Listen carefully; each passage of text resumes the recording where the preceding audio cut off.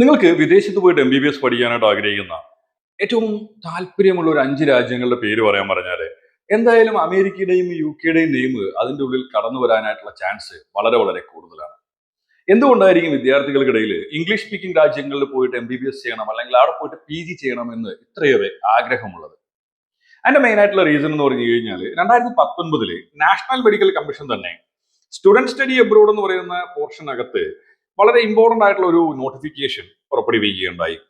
National medical commission 2019 ഇറക്കിയിരിക്കുന്ന notification പ്രകാരം നമുക്കുള്ള 5 ഇംഗ്ലീഷ് സ്പീക്കിംഗ് കൺട്രീസ് അല്ലെ, UK, Canada, Australia, New Zealand, United Kingdom and United States of America, ഈ പറയുന്ന 5 രാജ്യങ്ങളിൽ പോയിട്ട് MBBS PGO ചെയ്യുകയാണ് എങ്കിൽ എന്ത് ചെയ്യുക, നമുക്ക് തിരിച്ച് ഇന്ത്യയിൽ വന്നിട്ട് വേറെ രജിസ്ട്രേഷനോ ലൈസൻസോ ഒന്നും ഇല്ലാണ്ട് തന്നെ ഡയറക്റ്റ് ആയിട്ട് നമുക്ക് വർക്ക് ചെയ്യാനായിട്ട് സാധിക്കും. ഈ ഒരു 5 രാജ്യങ്ങൾ ഒഴികെയുള്ള വേറെ ഏത് രാജ്യത്ത് പോയി MBBS പഠിച്ചാലും തിരിച്ച് ഇന്ത്യയിൽ വന്നിട്ട് FMG എന്ന് പറയുന്ന പരീക്ഷ എഴുതിയിട്ട് ഇവിടെ വർക്ക് ചെയ്യാൻ സാധിക്കത്തുള്ളൂ. PG ആണെങ്കിൽ ഈ പറയുന്ന 5 രാജ്യങ്ങൾ ഒഴികെയുള്ള വേറെ ഒരു രാജ്യത്തിന്റെ PGയും ഇന്ത്യയിൽ വാലിഡ് അല്ല. ആകെ പിന്നെ എന്ന് പറഞ്ഞാൽ നേപ്പാളിലെ BP Koirala institute of medical സയൻസിലെ സർജറിയും ഡെർമറ്റോളജിയും പിന്നെ റേഡിയോളജിയും ഈ പറയുന്ന 3 ഡിപ്പാർട്ട്മെന്റിലെ PGs മാത്രമാണ് ഈ പറയുന്ന 5 രാജ്യങ്ങൾ ഒഴികെ ഇന്ത്യയിൽ വാലിഡ് ആയിട്ടുള്ളത്. സോ ഇത് തന്നെ ആയിരിക്കാം അല്ലേ ഈ പറയുന്ന 5 രാജ്യങ്ങളിൽ ഏതെങ്കിലും ഒരു രാജ്യത്ത് പോയിട്ട് MBBS PGO ചെയ്യണമെന്ന് പല വിദ്യാർത്ഥികളും അവരുടെ വലിയ സ്വപ്നമായി മനസ്സിൽ കൊണ്ടു നടക്കുന്നത്. സോ ഇത്തരം രാജ്യങ്ങളിൽ പോയിട്ട് MBBS PGO ചെയ്യാനായിട്ട് എത്ര കോസ്റ്റ് ആയിരിക്കും വരാനായിട്ട് പോകുന്നത്? നമ്മളിന്ന് നോക്കാനായിട്ട് പോകുന്നത് എന്ന് പറഞ്ഞാൽ UK പോയിട്ട്, യുണൈറ്റഡ് കിങ്ഡത്തിൽ പോയിട്ട് MBBS PGO ചെയ്യാനായിട്ട് എത്രത്തോളം കോസ്റ്റ് നമുക്ക് വരും, അത് കൂടാണ്ട് ഈ പറയുന്ന രാജ്യത്ത് പോയി MBBS PGO ചെയ്ത് കഴിഞ്ഞാൽ എന്തൊക്കെയാണ് നമുക്ക് ബെനിഫിറ്റ് ഉള്ളത്, ഈ പറയുന്ന രാജ്യങ്ങളിൽ പോയിട്ട് ഫ്രീ ഓഫ് കോസ്റ്റ് നമുക്ക് MBBS PG ഒക്കെ ചെയ്യാനായിട്ടുള്ള ഓപ്ഷൻ ഉണ്ടോ എന്നുള്ള ഒരു കാര്യമൊക്കെ നമ്മൾ ഇന്ന് നോക്കാനായിട്ട് പോവാണ്. നിങ്ങൾ ഇനി മനസ്സിലാക്കേണ്ട വേറൊരു കാര്യം എന്ന് പറഞ്ഞു കഴിഞ്ഞാൽ ഈ ഒരു 5 ഇംഗ്ലീഷ് സ്പീക്കിംഗ് കൺട്രീസിലെ MBBS PGO ഇന്ത്യയിൽ മാത്രമല്ല കേട്ടോ വാലിഡ് ആയിട്ടുള്ളത്. ഇത് കൂടാണ്ട് ഏകദേശം 65ഓളം രാജ്യങ്ങൾ എന്ത് ചെയ്യുന്നുണ്ട്, നമ്മുടെ ഇംഗ്ലീഷ് സ്പീക്കിംഗ് കൺട്രീസിലെ ഡിഗ്രി വാലിഡ് ആയിട്ട് അംഗീകരിച്ചിട്ടുണ്ട്. സോ അവിടെയും നമുക്ക് എന്ത് ചെയ്യാം, വേറെ ലൈസൻസിങ് എക്സാംസ് ഒന്നും ഇല്ലാണ്ട് തന്നെ നമുക്ക് പോയി വർക്ക് ചെയ്യാനായിട്ട് സാധിക്കും. ഇനി നമ്മൾ UK കേസിലോട്ട് വരുന്ന സമയത്ത് UK പോയിട്ട് MBBS പഠിക്കല് ഫ്രീ ഓഫ് കോസ്റ്റ് പഠിക്കല് എന്ന് പറഞ്ഞാൽ പോസിബിൾ ആയിട്ടുള്ള ഒരു കാര്യമേ അല്ല. പക്ഷേങ്കിൽ നമുക്ക് UK പോയിട്ട് free of cost MD PG ചെയ്യാനായിട്ടുള്ള ഓപ്ഷൻസ് ഇന്ന് അവൈലബിൾ ആണ്. സോ നമ്മൾ മെയിൻ ആയിട്ട് ഡിസ്കസ് ചെയ്യാൻ പോകുന്നതും അതിനെക്കുറിച്ചാണ്. സോ നിങ്ങൾ മെഡിക്കൽ രംഗത്ത് നല്ല ഒരു മികവുറ്റ പ്രതിഭയാവാനായിട്ട് നിങ്ങൾ ആഗ്രഹിക്കുന്നുണ്ടെങ്കിൽ, ഇപ്പൊ നിങ്ങളുടെ സാമ്പത്തികം അത്രയേറെ ബെറ്റർ അല്ല, നിങ്ങളുടെ ആവറേജ് ഒരു ഫിനാൻഷ്യൽ സ്റ്റെബിലിറ്റി ഉള്ള ഒരാളാണ് എങ്കിൽ നിങ്ങൾക്ക് ചൂസ് ചെയ്യാൻ പറ്റുന്ന ഒരു ബെസ്റ്റ് ഓപ്ഷനാണ് ഒന്നുകിൽ ഇന്ത്യയിലോ അല്ലെങ്കിൽ വിദേശത്തോ ഉള്ള ഏതെങ്കിലും ഒരു കോളേജിൽ വളരെ ബഡ്ജറ്റീവ് ആയിട്ട് നിങ്ങൾ MBBS പഠിച്ചതിന് ശേഷം UK പോയിട്ട് നിങ്ങൾക്ക് എന്ത് ചെയ്യാം, ഫ്രീ ഓഫ് കോസ്റ്റ്, ഒരു കോസ്റ്റും ഇല്ലാണ്ട് നിങ്ങൾക്ക് അവിടെ MD ചെയ്യാനായിട്ട് സാധിക്കും. അത് കൂടാണ്ട് എന്ത് ചെയ്യാം, വൺസ് നിങ്ങൾ MD ചെയ്ത് കഴിഞ്ഞാൽ ആ MD നിങ്ങൾക്ക് ഇന്ത്യയിലും അത് കൂടാണ്ട് 65 രാജ്യങ്ങളിൽ വാലിഡ് ആണ്, അവിടെ പോയിട്ട് നിങ്ങൾക്ക് വർക്ക് ചെയ്യാനായിട്ടും സാധിക്കും. സോ അത്തരം കാര്യങ്ങളെ കുറിച്ചാണ് നമ്മൾ ഇന്ന് വളരെ ഡീറ്റെയിൽ ആയിട്ട് ഡിസ്കസ് ചെയ്യാനായിട്ട് പോകുന്നത്. ഇനി UK MBBS കേസ് എടുക്കുന്ന സമയത്ത് UK MBBS ഡ്യൂറേഷൻ വരുന്നതെന്ന് പറഞ്ഞു കഴിഞ്ഞാൽ 6 വർഷമാണ് കേട്ടോ. Because European regulation follow up ചെയ്യുന്ന ഒരു കൺട്രിയാണ് UK എന്ന് പറയുന്നത്. യൂറോപ്യൻ ക്രെഡിറ്റ് ട്രാൻസ്ഫർ സിസ്റ്റം ആണ് UK ഫോളോ അപ്പ് ചെയ്യുന്നത്. അതായത് 6 വർഷം കൊണ്ട് 360 ക്രെഡിറ്റ്സ് പെർ ഇയർ, 60 ക്രെഡിറ്റ്സ് വെച്ച് 360 ക്രെഡിറ്റ്സ് കംപ്ലീറ്റ് ചെയ്യുമ്പോഴാണ് എന്ത് വരുന്നത്, നമ്മുടെ ഡിഗ്രി തന്നെ കംപ്ലീറ്റ് ആവുന്നത്. സോ നമ്മുടെ കോഴ്സിന്റെ ഡ്യൂറേഷൻ എന്ന് പറഞ്ഞു കഴിഞ്ഞാൽ 6 ഇയേഴ്സ് ആണ് MBBS സംബന്ധിച്ചിടത്തോളം. പിന്നെ രണ്ടാമത് വരുന്ന കാര്യം എന്ന് പറഞ്ഞു കഴിഞ്ഞാൽ ഇപ്പോൾ UK സംബന്ധിച്ചിട്ട് UK എന്നല്ല, UK, US, കാനഡ അടക്കമുള്ള ഏത് ഇംഗ്ലീഷ് സ്പീക്കിംഗ് രാജ്യങ്ങൾ നമ്മൾ എടുത്താലും നമുക്ക് അവിടെ പോകണമെങ്കിൽ എന്താ വേണ്ടത്, ലാംഗ്വേജ് റിക്വയർമെന്റ്സ് കമ്പൽസറി ആണ് അല്ലെ. IELTS, TOEFL പോലുള്ള എക്സാമുകൾ നമ്മൾ പാസ്സായാൽ മാത്രമേ നമുക്ക് എന്ത് ചെയ്യാൻ പറ്റുള്ളൂ, അങ്ങോട്ട് എൻട്രി ചെയ്യാനായിട്ട് സാധിക്കത്തുള്ളൂ.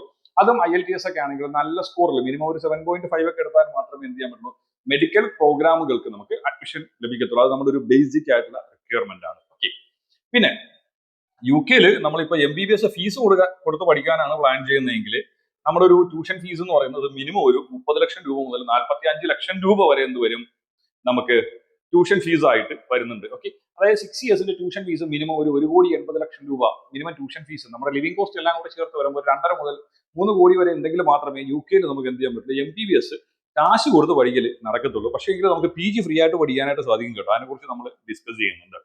ഇനി നമ്മൾ UK സ്കോളർഷിപ്പ് ഓപ്ഷൻസ് എടുക്കുകയാണെങ്കിൽ ഇന്ന് UK പല യൂണിവേഴ്സിറ്റികളും സെപ്പറേറ്റ് ആയിട്ടുള്ള സ്കോളർഷിപ്പ് കൊടുക്കുന്നുണ്ട്. 100% ഫീസ് വേവർ കൊടുക്കുന്ന യൂണിവേഴ്സിറ്റികളുണ്ട്, 50%, 10% ഒക്കെ കൊടുക്കുന്ന യൂണിവേഴ്സിറ്റികൾ അവൈലബിൾ ആണ്.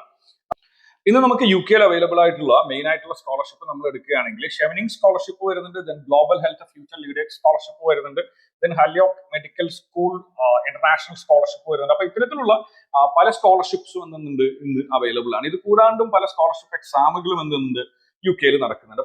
പക്ഷേങ്കിൽ സ്കോളർഷിപ്പ് എക്സാം എഴുതിയിട്ട് യു കെയിൽ വളരെ ഈസി ആയിട്ട് പോയിട്ട് MBBS ചെയ്യാമെന്നൊന്നും നിങ്ങൾ ചിന്തിക്കേണ്ട. ബിക്കോസ് ഇന്നിപ്പോ നമ്മൾ നീറ്റ് എഴുതിയിട്ട് നീറ്റിൽ ഒരു 720 700 മാർക്ക് മേടിക്കുന്നതിനേക്കാൾ കടമ്പയുണ്ട് യു കെയിലുള്ള ഏതെങ്കിലും ഒരു യൂണിവേഴ്സിറ്റിയുടെ സ്കോളർഷിപ്പ് എഴുതി 100% ഫീ വേവറിലൊക്കെ പോയി പഠിക്കുക എന്ന് പറയുന്നത്. ഓക്കെ, സോ യു കെയിൽ പോയിട്ട് ഡയറക്റ്റ് MBBS ചെയ്യുക എന്ന് പറഞ്ഞു കഴിഞ്ഞാൽ അത്രയേറെ ടഫ് ആയിട്ടുള്ള ഒരു ടാസ്ക് തന്നെയാണ്.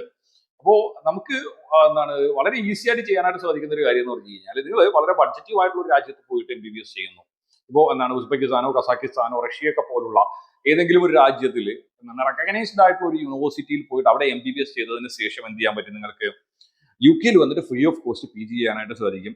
അതിനുശേഷം യു കെയിലെ PG വെച്ചിട്ട് നിങ്ങൾക്ക് ഇന്ത്യ അടക്കമുള്ള 65ഓളം രാജ്യങ്ങളിൽ വേറെ എക്സാംസോ കാര്യങ്ങളോ ഒന്നും ഇല്ലാണ്ട് തന്നെ എന്ത് ചെയ്യാൻ പറ്റും? നിങ്ങൾക്ക് ഡയറക്റ്റ് വന്ന് വർക്ക് ചെയ്യാനായിട്ടും സാധിക്കും. സോ ആ ഒരു ഓപ്ഷനെ കുറിച്ച് നിങ്ങൾ ചിന്തിക്കുന്നതായിരിക്കും ഏറ്റവും ബെറ്റർ ആയിട്ടുള്ള ഒരു കാര്യം. സോ ഞാൻ നേരത്തെ പറഞ്ഞതുപോലെ ഇപ്പൊ യു കെ പോലുള്ള രാജ്യങ്ങളിൽ പോയിട്ട് നമുക്ക് PG ചെയ്യണമെങ്കിൽ ഫസ്റ്റ് ഓഫ് ഓൾ നമുക്ക് വേണ്ടതെന്ന് പറഞ്ഞാൽ നമ്മുടെ ഡിഗ്രി റെക്കഗ്നൈസ്ഡ് ആയിരിക്കണം, അല്ലെ? സോ നമ്മുടെ ഡിഗ്രി റെക്കഗ്നൈസ്ഡ് ആണ് എന്ന് നമുക്ക് എങ്ങനെയാണ് അറിയാനായിട്ട് സാധിക്കുക? ഡിഗ്രി റെക്കഗ്നൈസ്ഡ് ആണ് എന്ന് അറിയാനായിട്ട് മെയിൻ ആയിട്ടുള്ള ഒരു ഓപ്ഷൻ എന്ന് പറഞ്ഞു കഴിഞ്ഞാൽ നിങ്ങൾ എന്ത് ചെയ്യാം? നിങ്ങൾ പഠിക്കാനായിട്ട് ഉദ്ദേശിക്കുന്ന യൂണിവേഴ്സിറ്റി വേൾഡ് ഹെൽത്ത് ഓർഗനൈസേഷനിൽ ലിസ്റ്റഡ് ആണോ എന്നുള്ളൊരു കാര്യം നിങ്ങൾ ചെക്ക് ചെയ്ത് നോക്കേണ്ടതായിട്ടുണ്ട്. വേൾഡ് ഹെൽത്ത് ഓർഗനൈസേഷനിൽ ലിസ്റ്റഡ് ആണോ എന്ന് ചെക്ക് ചെയ്ത് നോക്കാനായിട്ട് വേറെ ഒന്നും ചെയ്യേണ്ട ആവശ്യമില്ല. നിങ്ങളുടെ പഠിക്കാനായിട്ട് ഉദ്ദേശിക്കുന്ന യൂണിവേഴ്സിറ്റി മെഡിക്കൽ സ്കൂൾ ഡയറക്ടറി എന്ന് പറയുന്ന വെബ്സൈറ്റിൽ ലിസ്റ്റഡ് ആണോ എന്നുള്ളൊരു കാര്യം നിങ്ങൾ നോക്കുക. ഓക്കെ, നിങ്ങൾ ജസ്റ്റ് ഗൂഗിളിൽ പോയിട്ട് മെഡിക്കൽ സ്കൂൾ ഡയറക്ടറി എന്ന് ടൈപ്പ് ചെയ്ത് കൊടുത്തു കഴിഞ്ഞാൽ നമ്മുടെ മെഡിക്കൽ സ്കൂൾ ഡയറക്ടറിയുടെ ഒഫീഷ്യൽ വെബ്സൈറ്റ് വരും. അതിൽ നമ്മുടെ സെർച്ച് ദ വേൾഡ് ഡയറക്ടറി എന്ന് പറഞ്ഞ ഓപ്ഷൻ ഉണ്ട്. വൺസ് നിങ്ങൾ സെർച്ച് ദ വേൾഡ് ഡയറക്ടറി എടുത്തു കഴിഞ്ഞാൽ ഇന്ന് വേൾഡിൽ അവൈലബിൾ ആയിട്ടുള്ള വേൾഡ് ഹെൽത്ത് ഓർഗനൈസേഷൻ അംഗീകരിച്ചിട്ടുള്ള എല്ലാ യൂണിവേഴ്സിറ്റീസിന്റെ ലിസ്റ്റ് വരും കേട്ടോ. ഇതിനകത്ത് നിങ്ങൾ കൺട്രി ചൂസ് ചെയ്യുക. കൺട്രി ചൂസ് ചെയ്തതിന് ശേഷം ഞാനിപ്പോൾ അർമേനിയ എന്ന് പറയുന്ന കൺട്രിയാണ് ചൂസ് ചെയ്യുന്നത്. കൺട്രി ചൂസ് ചെയ്ത് കഴിഞ്ഞാൽ ആ ഒരു രാജ്യത്തുള്ള ഫുൾ ആയിട്ടുള്ള മെഡിക്കൽ കോളേജുകൾ ഏതൊക്കെയാണ് എന്ന് നമുക്ക് അറിയാനായിട്ട് സാധിക്കും. സോ ഇതിനകത്ത് നിങ്ങൾ പഠിക്കാനായിട്ട് ഉദ്ദേശിക്കുന്ന മെഡിക്കൽ സ്കൂൾ ലിസ്റ്റഡ് ആണ് എങ്കിൽ ബേസിക്കലി നിങ്ങളുടെ മെഡിക്കൽ സ്കൂൾ വേൾഡ് ഹെൽത്ത് ഓർഗനൈസേഷനിൽ ലിസ്റ്റഡ് ആണ് എന്ന് പറയാനായിട്ട് സാധിക്കും. ഇത് കൂടാണ്ട് പിന്നെ നമുക്ക് വേണ്ട രണ്ട് രജിസ്ട്രേഷൻ അല്ലെങ്കിൽ രണ്ട് റെക്കഗ്നൈസേഷൻസ് എന്ന് പറയുന്ന ഒന്ന് പറഞ്ഞു കഴിഞ്ഞാൽ WFME എന്ന് പറയും, വേൾഡ് ഫെഡറേഷൻ ഓഫ് മെഡിക്കൽ എഡ്യൂക്കേഷന്റെ റെക്കഗ്നൈസേഷൻ, അല്ലെങ്കിൽ ECFMGയുടെ റെക്കഗ്നൈസേഷൻ നമുക്ക് ഉണ്ടായിരിക്കണം. സോ ECFMGയുടെ റെക്കഗ്നൈസേഷൻ ഉണ്ടോ എന്ന് അറിയാനായിട്ട് നമ്മൾ മെഡിക്കൽ സ്കൂൾ എടുത്തതിന് ശേഷം എന്ത് ചെയ്യുക? ഈ ഒരു സ്പോൺസർ നോട്ട് എന്ന് പറയുന്ന ഒരു പോർഷൻ നിങ്ങൾ നോക്കുക. സ്പോൺസർ നോട്ട് എന്ന് പറഞ്ഞ പോർഷൻ നോക്കുന്ന സമയത്ത് അതിനകത്ത് നമ്മുടെ മെഡിക്കൽ സ്കൂളിന് ECFMGയുടെ റെക്കഗ്നൈസേഷൻ ഉണ്ടോ എന്നുള്ളൊരു കാര്യം നമുക്ക് അറിയാനായിട്ട് സാധിക്കും. സോ എയ്തർ ECFMG അല്ല എങ്കിൽ WFMന്റെ റെക്കഗ്നൈസേഷൻ ഉണ്ട് എങ്കിൽ മാത്രമായിരിക്കും നിങ്ങൾ പഠിക്കാനായിട്ട് ഉദ്ദേശിക്കുന്ന സ്കൂൾ ഒരു റെക്കഗ്നൈസ്ഡ് മെഡിക്കൽ സ്കൂൾ ആണെന്ന് പറയാനായിട്ട് സാധിക്കത്തുള്ളൂ. സോ എന്ത് ചെയ്യുക? നിങ്ങൾ പഠിക്കാനായിട്ട് പോകുന്ന സ്കൂൾ ഒരു റെക്കഗ്നൈസ്ഡ് മെഡിക്കൽ സ്കൂൾ ആണോ എന്നുള്ളൊരു കാര്യം പ്രോപ്പർലി ചെക്ക് ചെയ്തതിന് ശേഷം മാത്രം എന്ത് ചെയ്യുക? നിങ്ങൾ ചൂസ് ചെയ്യുക. ഇല്ല എങ്കിൽ നിങ്ങൾക്ക് ഇംഗ്ലീഷ് സ്പീക്കിംഗ് കൺട്രീസിന്റെ എക്സാംസോ കാര്യങ്ങളോ ഒന്നും തന്നെ കൊടുക്കാനായിട്ട് സാധിക്കത്തില്ല. ഓക്കെ, സോ അത് കഴിഞ്ഞതിന് ശേഷം പിന്നെ വരുന്നതെന്ന് പറഞ്ഞാൽ വൺസ് നിങ്ങൾ വളരെ ബഡ്ജറ്റീവ് ആയിട്ടുള്ള ഒരു റെക്കഗ്നൈസ്ഡ് ആയിട്ടുള്ള മെഡിക്കൽ സ്കൂളിൽ പോയിട്ട് എന്ത് ചെയ്തു? നിങ്ങളുടെ ഡിഗ്രി നിങ്ങൾ കംപ്ലീറ്റ് ചെയ്തു. അതിനുശേഷം പിന്നെ എങ്ങനെയാണ് യു കെയിലോട്ട് നമുക്ക് പോകാനായിട്ട് സാധിക്കുക എന്നാണ് നമ്മൾ നോക്കാനായിട്ട് പോകുന്നത് കേട്ടോ. യു കെയിലോട്ട് വൺസ് നിങ്ങൾ എന്ത് ചെയ്തു? MBBS കഴിഞ്ഞു. MBBS കഴിഞ്ഞതിന് ശേഷം പിന്നെ യു കെയിലോട്ട് എൻ്റർ ചെയ്യാനായിട്ടുള്ള ഓപ്ഷൻ എന്ന് പറഞ്ഞു കഴിഞ്ഞാൽ അവിടുത്തെ ലൈസൻസിങ് എക്സാം ആയിട്ടുള്ള പ്ലാബ് എഴുതുക എന്നതാണ്. കറന്റ്ലി യു കെയിലെ ലൈസൻസിങ് എക്സാം എന്ന് പറയുന്നത് പ്ലാബ് ആണ്. പക്ഷേ 2025 മുതൽ UKML ഇംപ്ലിമെന്റ് ആവും എന്ന് പറയുന്നുണ്ട്. സോ എനിഹോ നമ്മുടെ പ്ലാബിന്റെ സ്ട്രക്ചർ ആണ് നോക്കാനായിട്ട് പോകുന്നത്. പ്ലാബിന് നമുക്ക് 2 എക്സാംസ് ആണുള്ള പ്ലാബ് 1ഉം പ്ലാബ് 2ഉം കേട്ടോ. ഇതിനകത്ത് പ്ലാബ് 1ന്റെ നമ്മുടെ ഒരു രജിസ്ട്രേഷൻ ഫീസ് നോക്കുമ്പോൾ അറൗണ്ട് ഒരു 30,000 ആണ്. ഇന്ത്യൻ രൂപ ഒരു 30,000 രൂപയാണ് പ്ലാബ് 1ന്റെ രജിസ്ട്രേഷനും എക്സാമിനേഷൻ ഫീസ് എല്ലാം കൂടെ ചേർത്ത് വരുന്നത്. ഓക്കെ, 268 പൗണ്ടാണ് എന്ത് വരുന്നത്? പ്ലാബിന്റെ എക്സാമിനേഷൻ ഫീസ് അടക്കമുള്ള എല്ലാ കാര്യങ്ങളും ചേർത്ത് വരുന്നത്. ഇനി നമ്മൾ പ്ലാബ് 2 എടുക്കുകയാണെങ്കിൽ 860 പൗണ്ടാണ്. ഏകദേശം നമുക്കൊരു 1 മുതൽ 1.25 ലക്ഷം രൂപ വരെ നമുക്ക് എക്സ്പെൻസ് വരുമെന്ന് നമുക്ക് വിചാരിക്കാം. ഓക്കെ, സോ പ്ലാബ് 1 എന്ന് പറയുന്ന എക്സാമിനേഷൻ എന്ന് പറഞ്ഞാൽ ഓൺലൈൻ എക്സാമിനേഷൻ ആണ്. നമുക്ക് ഇന്ത്യ അടക്കമുള്ള ഏകദേശമുള്ള എല്ലാ രാജ്യങ്ങളിലും വന്നിട്ട് പ്ലാബ് 1ന്റെ സെന്റർ അവൈലബിൾ ആണ്. സോ ഈവൻ നിങ്ങൾ എന്ത് ചെയ്തു? ഇപ്പൊ പഠിക്കുന്നത് റഷ്യയിലാണ്, നിങ്ങൾ 6 years കോഴ്സ് കഴിഞ്ഞിട്ട് നിങ്ങൾ റഷ്യയിലാണ് വർക്ക് ചെയ്യുന്നത്. അങ്ങനെ ഒരു സാഹചര്യം ഉണ്ടെങ്കിൽ പോലും നിങ്ങൾക്ക് എന്ത് ചെയ്യാം? അവിടെ നിന്ന് പോകണമെങ്കിൽ നിങ്ങൾക്ക് എക്സാം കൊടുക്കാനായിട്ടുള്ള ഓപ്ഷൻ അവൈലബിൾ ആണ്. സോ പ്ലാബ് 1നെ സംബന്ധിച്ച് ഓൺലൈൻ ആണ്. ലോകത്തിന്റെ എവിടെ ഇരുന്ന് പോകണമെങ്കിൽ നിങ്ങൾക്ക് എക്സാമിനേഷൻ കൊടുക്കാനായിട്ടുള്ള ഓപ്ഷൻ ഉണ്ട്. ഇനി പ്ലാബ് 2വിനെ സംബന്ധിച്ചിട്ട് പ്ലാബ് 2 എന്ന് പറയുന്നത് പറഞ്ഞു കഴിഞ്ഞാൽ നമ്മുടെ ഓഫ്ലൈൻ എക്സാമിനേഷൻ ആണ്. ക്ലിനിക്കൽ എക്സാമിനേഷൻ ആണ്. നമ്മൾ ഡയറക്റ്റ് പോയിട്ട് വേണം എക്സാമിനേഷൻ കൊടുക്കാനായിട്ട്. പ്ലാബ് 2ന്റെ അസസ്മെന്റ് സെന്റർ യു കെയിൽ അവൈലബിൾ ആയിട്ടുള്ളത് ഓൺലി മാഞ്ചസ്റ്ററിൽ മാത്രമാണ്. സോ പ്ലാബ് 2 കൊടുക്കാനായിട്ട് നിങ്ങൾ എന്ത് ചെയ്യണം? മാഞ്ചസ്റ്ററിൽ നേരിട്ട് പോയി നിങ്ങൾ ഈ ഒരു എക്സാമിനേഷൻ കൊടുക്കേണ്ടതായിട്ടുണ്ട്. സോ വൺസ് പ്ലാബ് 1 പാസ്സായതിനു ശേഷം എന്ത് ചെയ്യുക, മാഞ്ചസ്റ്ററിൽ ഡയറക്റ്റ് പോയി നിങ്ങൾ പ്ലാബ് 2 കൊടുക്കേണ്ടതായിട്ടുണ്ട്. സോ നിങ്ങൾ പ്ലാബ് 1ഉം പ്ലാബ് 2ഉം പാസ്സായി കഴിഞ്ഞാൽ നിങ്ങൾക്ക് പി ജിക്ക് ജോയിൻ ചെയ്യാമെന്ന് നിങ്ങൾ ആരും ചിന്തിക്കേണ്ട. പ്ലാബ് 1ഉം പ്ലാബ് 2ഉം പാസ്സായി കഴിഞ്ഞാൽ നിങ്ങൾക്ക് എന്ത് ചെയ്യാം, ആസ് എ ജൂനിയർ റെസിഡന്റ് ആയിട്ട് നിങ്ങൾക്ക് രജിസ്ട്രേഷൻ കിട്ടും. നിങ്ങൾ യു കെയിൽ രജിസ്ട്രേഷൻ കിട്ടി. യു കെയിൽ രജിസ്ട്രേഷൻ കിട്ടാൻ വേണ്ടിയിട്ടുള്ള എക്സാമിനേഷൻ ആണ് പ്ലാബ് 1ഉം 2 എന്ന് പറയുന്നത്. സോ യു കെയിൽ രജിസ്ട്രേഷൻ കിട്ടിക്കഴിഞ്ഞാൽ എന്ത് ചെയ്യാൻ പറ്റും, നിങ്ങൾക്ക് അവിടെ വർക്ക് ചെയ്യാനായിട്ട് സാധിക്കും. മനസ്സിലായി, ആസ് എ ജൂനിയർ റെസിഡന്റ് ആയിട്ട് വർക്ക് ചെയ്യാനായിട്ട് സാധിക്കും. ഇനി വർക്ക് ചെയ്യണമെങ്കിൽ നമുക്ക് എന്താണ്, അവർ നമ്മുടെ ക്ലിനിക്കൽ സ്കില്ല് നോക്കും. ക്ലിനിക്കൽ സ്കില്ല് നോക്കിയിട്ട് നമ്മുടെ ക്ലിനിക്കൽ സ്കില്ല് പ്രോപ്പർലി എന്താണ് ഓക്കെ അല്ല, അല്ലെങ്കിൽ നമുക്ക് എന്താണ് പ്രോപ്പർ ആയിട്ടുള്ള ഒരു എക്സ്പീരിയൻസോ കാര്യങ്ങളോ ഒന്നുമില്ല, നിങ്ങൾ ജസ്റ്റ് MBBS കഴിഞ്ഞതിന് ശേഷം നേരെ പോയാണ് പ്ലാബ് 1 പ്ലാബ് 2 എഴുതി പാസ്സായത്, നിങ്ങൾക്ക് പ്രോപ്പർ എക്സ്പീരിയൻസോ കാര്യങ്ങളോ ഒന്നും ഇല്ല എങ്കിൽ നിങ്ങൾ ഒബ്സർവർഷിപ്പിലോട്ട് നിങ്ങൾ പോകേണ്ടതായിട്ട് വരും. ഒബ്സർവർഷിപ്പിലോട്ട് നിങ്ങൾ പോയി കഴിഞ്ഞു കഴിഞ്ഞാൽ ഒബ്സർവർഷിപ്പിന്റെ ഡ്യൂറേഷൻ എന്ന് പറഞ്ഞു കഴിഞ്ഞാൽ ഒരു 2 ആഴ്ച മുതൽ 6 മാസം വരെയൊക്കെ ഒബ്സർവർഷിപ്പിന്റെ ഡ്യൂറേഷൻ വേരി ചെയ്യാനായിട്ടുള്ള ചാൻസ് ഉണ്ട്. ബിക്കോസ് എത്രത്തോളം നമ്മുടെ ക്ലിനിക്കൽ സ്കിൽ ഇംപ്രൂവ് ആവുന്നു എന്നതിനെ ബേസ് ചെയ്തിട്ടായിരിക്കും എന്ത് ചെയ്യുന്നത്, ഒബ്സർവർഷിപ്പിന്റെ ഡ്യൂറേഷനിൽ ചേഞ്ച് വരുന്നത്. സോ ഒബ്സർവേഷിപ്പ് എന്ന് പറഞ്ഞു കഴിഞ്ഞാൽ എന്താണ്, നമ്മളൊരു സ്പെഷ്യലൈസ്ഡ് ഡോക്ടറിന്റെ അണ്ടറിൽ വേറെ പ്രത്യേകിച്ച് നമുക്ക് ഇങ്ങോട്ട് സ്റ്റൈഫൻഡോ കാര്യങ്ങളൊന്നും ലഭിക്കാതെ നമ്മൾ എന്ത് ചെയ്യണം, വർക്ക് ചെയ്യേണ്ടതായിട്ട് വരും. സോ നിങ്ങൾക്ക് ഇപ്പോൾ ഒരു 2 വർഷത്തെ എക്സ്പീരിയൻസ് ഒക്കെ എടുത്തതിന് ശേഷമാണ് നിങ്ങൾ പ്ലാബ് 1 പ്ലാബ് 2 പോകുന്നതെങ്കിൽ ഒബ്സർവേഷിപ്പ് നിങ്ങൾ പോകേണ്ട ആവശ്യം വരില്ല. നിങ്ങൾക്ക് എക്സ്പീരിയൻസ് അല്ല എങ്കിൽ എനിഹോ നിങ്ങൾ ഒബ്സർവേഷിപ്പിലോട്ട് പോകേണ്ടി വരും.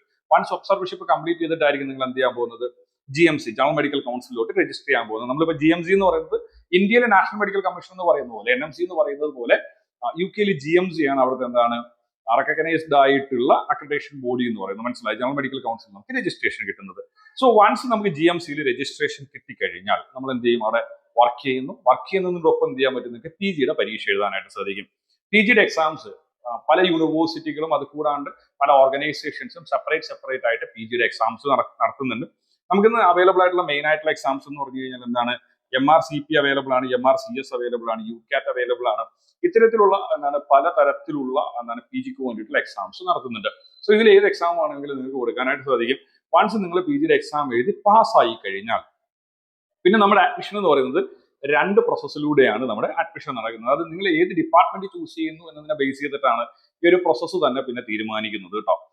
ഫസ്റ്റ് ഓഫ് ഓൾ നിങ്ങൾ ക്ലിനിക്കൽ ഡിപ്പാർട്ട്മെന്റുകൾ, അതായത് നിങ്ങൾ എന്താണ് gynaecology, ophthalmology, MS ortho, dermatology, radiology ഒക്കെ പോലുള്ള ക്ലിനിക്കൽ ഡിപ്പാർട്ട്മെന്റുകളാണ് നിങ്ങൾ ചൂസ് ചെയ്യുന്നത് എങ്കിൽ നിങ്ങളുടെ ഫ്രണ്ടിലുള്ള ഓപ്ഷൻ എന്ന് പറഞ്ഞു കഴിഞ്ഞാൽ നിങ്ങൾ നേരെ പോകുന്നത് ഏതെങ്കിലും ഹോസ്പിറ്റൽസിൽ പോയിട്ട് അവിടെ ഇന്ത്യൻ ട്രെയിനി ആയിട്ടായിരിക്കും നിങ്ങൾ PGക്ക് ജോയിൻ ചെയ്യാനായിട്ട് പോകുന്നത്. അല്ലാണ്ട് നമ്മുടെ ഇന്ത്യയിൽ ഉള്ളതുപോലെ എന്താണ് നേരെ പോയി കോളേജിൽ പഠിക്കുന്ന സിസ്റ്റം ഒന്നുമല്ല. അവിടെ PGക്ക് നിങ്ങൾ ജോയിൻ ചെയ്യുന്നത് ഹോസ്പിറ്റലാണ് പോയിട്ട് നിങ്ങൾ ജോയിൻ ചെയ്യുന്നത്. ദെൻ അവിടെ വർക്ക് ചെയ്തുകൊണ്ടായിരിക്കും നിങ്ങൾ PGയും ചെയ്യാൻ പോകുന്നത്. സോ അവിടെ വർക്ക് ചെയ്യുന്ന സമയത്ത് നിങ്ങൾക്ക് ഒരു സ്റ്റൈഫൻഡ് കിട്ടും. അതുകൊണ്ട് ഈസി ആയിട്ട് എന്ത് ചെയ്യാൻ പറ്റും, നിങ്ങൾക്ക് നിങ്ങളുടെ ലിവിംഗ് കോസ്റ്റ് മീറ്റ് ചെയ്യാം. 0 എന്നാണ് ട്യൂഷൻ ഫീ ആണ്, വേറെ ട്യൂഷൻ ഫീസോ കാര്യങ്ങളോ ഒന്നും തന്നെ ക്ലിനിക്കൽ ഡിപ്പാർട്ട്മെന്റുകളെ സംബന്ധിച്ചിട്ട് വരുന്നില്ല. പക്ഷേങ്കിൽ നോൺ ക്ലിനിക്കൽ ഡിപ്പാർട്ട്മെന്റ് ഇപ്പൊ നിങ്ങൾ എടുക്കാനായിട്ട് പോകുന്നതെന്ന് പറഞ്ഞു കഴിഞ്ഞാൽ ഇപ്പൊ എന്താണ് ഫോറൻസിക് മെഡിസിനോ അനാട്ടമിയോ ഫിസിയോളജിയോ ബയോകെമിസ്ട്രി ഒക്കെ പോലുള്ള നോൺ ക്ലിനിക്കൽ ഡിപ്പാർട്ട്മെന്റുകളാണ് നിങ്ങൾ എടുക്കാനായിട്ട് ആഗ്രഹിക്കുന്നത് എങ്കിൽ നിങ്ങൾ ഫീസ് അടയ്ക്കേണ്ടതായിട്ട് വരും. ബിക്കോസ് നോൺ ക്ലിനിക്കൽ ഡിപ്പാർട്ട്മെന്റുകൾ നിങ്ങൾ എന്താണ് PG ചെയ്യാനായിട്ട് പോകുന്നത് നിങ്ങൾ ഹോസ്പിറ്റലിലല്ല ചെയ്യാനായിട്ട് പോകുന്നത്, നിങ്ങൾ യൂണിവേഴ്സിറ്റീസിലാണ് ചെയ്യാനായിട്ട് പോകുന്നത്. സോ യൂണിവേഴ്സിറ്റിയിൽ ചെയ്യുന്ന സമയത്ത് യൂണിവേഴ്സിറ്റിക്ക് എന്താണ് ഒരു യൂണിവേഴ്സിറ്റി ഫീസ് ഉണ്ടാവും. അത് അടച്ചതിന് ശേഷം മാത്രമേ നിങ്ങൾക്ക് എന്ത് ചെയ്യാൻ പറ്റുള്ളൂ, UK നോൺ ക്ലിനിക്കൽ ഡിപ്പാർട്ട്മെന്റ് പഠിക്കാനായിട്ട് സാധിക്കുകയുള്ളൂ. സോ നിങ്ങളിപ്പോൾ ക്ലിനിക്കൽ ഡിപ്പാർട്ട്മെന്റ് ആണ് പഠിക്കാൻ ഉദ്ദേശിക്കുന്നതെങ്കിൽ നിങ്ങൾക്ക് വേറെ ഫീസോ കാര്യങ്ങളൊന്നും ഫ്രീ ഓഫ് കോസ്റ്റ് നിങ്ങൾക്ക് പഠിക്കാം. നോൺ ക്ലിനിക്കൽ ആണെങ്കിൽ നിങ്ങൾ ഫീസ് അടയ്ക്കേണ്ടതായിട്ട് വരും. സോ ഇതാണ് നമ്മുടെ ഒരു സ്ട്രക്ചർ വരുന്നതെന്ന് പറഞ്ഞാൽ മനസ്സിലായോ. സോ നിങ്ങളിപ്പോ മെഡിക്കൽ രംഗത്ത് വളരെ നല്ലൊരു കരിയർ ഷേപ്പ് ചെയ്യാനായിട്ട് പ്ലാൻ ചെയ്യുന്ന ഒരാളാണ്, നിങ്ങളുടെ ബഡ്ജറ്റ് വളരെ കുറവാണ്, അപ്പോൾ എനിക്ക് വളരെ ഫീസൊക്കെ കൊടുത്തിട്ട് എന്താ ഈ പറയുന്ന യൂറോപ്യൻ യൂണിയൻ രാജ്യങ്ങളിലോ അല്ലെങ്കിൽ ഇംഗ്ലീഷ് സ്പീക്കിംഗ് രാജ്യത്തിലോ ഒന്നും പോയി പഠിക്കാൻ പറ്റില്ല എന്ന് വിചാരിച്ചിട്ട് നിങ്ങൾ ടെൻഷൻ അടിക്കേണ്ട കാര്യമൊന്നുമില്ല. നിങ്ങൾ പ്രോപ്പർലി റെക്കഗ്നൈസ്ഡ് ആയിട്ടുള്ള ബഡ്ജറ്റീവ് ആയിട്ടുള്ള ഏതെങ്കിലും ഒരു രാജ്യത്ത് പോയിട്ട് നിങ്ങൾ MBBS പഠിച്ചു, അല്ലെങ്കിൽ ഇന്ത്യയിൽ MBBS പഠിച്ചു. അതിനുശേഷം എന്ത് ചെയ്യുക, UK കാനഡയിലോ ഓസ്ട്രേലിയയിലോ അല്ലെങ്കിൽ US ഒക്കെ പോലുള്ള രാജ്യത്തിൽ പോയിട്ട് അവരുടെ ലൈസൻസിങ് എക്സാമിനേഷൻ എഴുതി എന്ത് ചെയ്യുക, അവിടെ ഫ്രീ ഓഫ് കോസ്റ്റ് നിങ്ങൾ PG ചെയ്യൂ. PG ചെയ്യുന്ന സമയത്ത് നിങ്ങൾക്ക് സ്റ്റൈഫൻഡ് കിട്ടും. അത് വെച്ചിട്ട് നിങ്ങൾക്ക് എന്ത് ചെയ്യാനായിട്ട് സാധിക്കും, നിങ്ങളുടെ ലിവിംഗ് കോസ്റ്റ് മാനേജ് ചെയ്യാനായിട്ട് സാധിക്കും. സോ എന്ത് ചെയ്യുക, വിദേശത്ത് ഏതെങ്കിലും രാജ്യത്തിൽ MBBS അഡ്മിഷൻ എടുക്കുന്നതുമായി ബന്ധപ്പെട്ടോ അല്ലെങ്കിൽ ഇന്ത്യയിൽ എങ്ങനെയാണ് നമ്മുടെ കൗൺസിലിംഗും ബാക്കിയുള്ള കാര്യങ്ങളൊക്കെ നടക്കുന്നതായിട്ട് ബന്ധപ്പെട്ട് നിങ്ങൾക്ക് എന്തെങ്കിലും ഡൗട്ട്സോ കാര്യങ്ങളൊക്കെ ഉണ്ടെങ്കിലും ഉറപ്പായിട്ട് കോൺടാക്ട് ചെയ്യാം. അത് കൂടാണ്ട് ഇംഗ്ലീഷ് സ്പീക്കിംഗ് രാജ്യങ്ങളിൽ PG ചെയ്യുന്നതായിട്ട് ബന്ധപ്പെട്ട് നിങ്ങൾക്ക് എന്തെങ്കിലും കൺഫ്യൂഷൻസോ അങ്ങനെയാണ് ആപ്ലിക്കേഷൻ പ്രോസസ്സിനായിട്ടൊക്കെ ബന്ധപ്പെട്ട് നിങ്ങൾക്ക് കൺഫ്യൂഷനോ കാര്യങ്ങളൊക്കെ ഉണ്ടെങ്കിൽ ഉറപ്പായിട്ടും കോൺടാക്ട് ചെയ്യുക. അപ്പോൾ മെഡിക്കൽ പഠനവുമായി ബന്ധപ്പെട്ടിട്ടുള്ള വളരെ ഇൻഫോർമേറ്റീവ് ആയിട്ടുള്ള പുതിയൊരു വീഡിയോയുമായി കാണുന്നവരേക്കും എല്ലാ കൂട്ടുകാർക്കും ബൈ ബൈ.